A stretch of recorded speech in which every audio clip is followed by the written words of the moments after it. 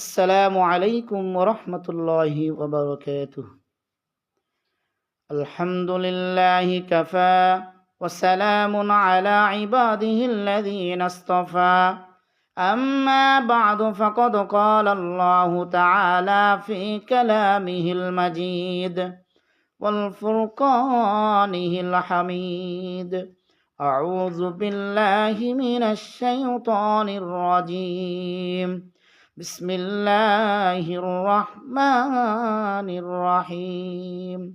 ইন্নাল্লাহা ইনদাহু ইলমুস সাআহ ওয়া ইউনাজ্জিলুল গায়সা ওয়া ইয়া'লামু মা ফিল আরহাম ওয়া মা তাদরি নাফসুম মাযা তাকসিবু গাদা ওয়া মা তাদরি নাফসুম বিআইয়ি আরদিন তামুত। ইন্নাল্লাহা আলিমুন খাবীর। সাদাকাল্লাহুল মাওলানাল আযীম। আলহামদুলিল্লাহ, সমস্ত তারিফ, সমস্ত প্রশংসা মহান রব্বুল আলামিনের জন্য, যে আল্লাহ রব্বুল আলামিন আমাদেরকে আশরাফুল মাখলুকাত করে দুনিয়াতে পাঠিয়েছেন। এই জন্য মহান রব্বুল আলামিনের শুকরিয়া আদায় করি আলহামদুলিল্লাহ। আমি আপনাদের সামনে কোরআনে কারিমের অসংখ্য আয়াতের মধ্যে থেকে সূরাতুল লোকমানের সর্বশেষ আয়াতে কারিমাটি আপনাদের সামনে তেলাওয়াত করেছি। আল্লাহ রাব্বুল আলামিন এই আয়াতে কারিমার মধ্যে 5টি বিষয়ের কথা বলেছেন। আল্লাহ রাব্বুল আলামিন এই সূরার মধ্যে, এই আয়াতে কারিমার মধ্যে তিনি ইলমে গায়েব সম্পর্কে ইরশাদ করিয়াছেন।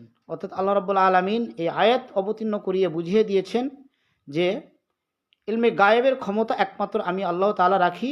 অর্থাৎ দুনিয়ার কাউকে আমি ইলমে গায়েবের ক্ষমতা দেইনি। নবী রাসূল তারা এতটুকুই জানতেন যতটুকু আমি তাদেরকে জিবরাইল আলাইহিস সালামের মাধ্যমে অবগত করেছি।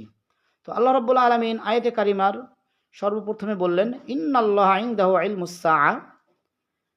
আসলে এই আয়াতে কারিমাটা অবতীর্ণ হয় যখন মক্কার কিছু কাফেররা আল্লাহর রাসূলকে প্রশ্ন করেছিলেন যে আপনি তো আখিরি জামানার নবী, তো আপনি বলেন যে কিয়ামত কবে সংঘটিত হবে। তখন আল্লাহ রাব্বুল আলামিন তার রাসূলকে এই আয়াতে কারিমা অবতীর্ণ করে জানিয়ে দিয়েছেন যে আপনি তাদেরকে উত্তর দিন ইন্নাল্লাহা ইনদাহু ইলমুস সাআহ, যে নিশ্চয়ই কিয়ামত কবে সংঘটিত হবে এই খবর একমাত্র আমার আল্লাহ তাআলার কাছে আছেন।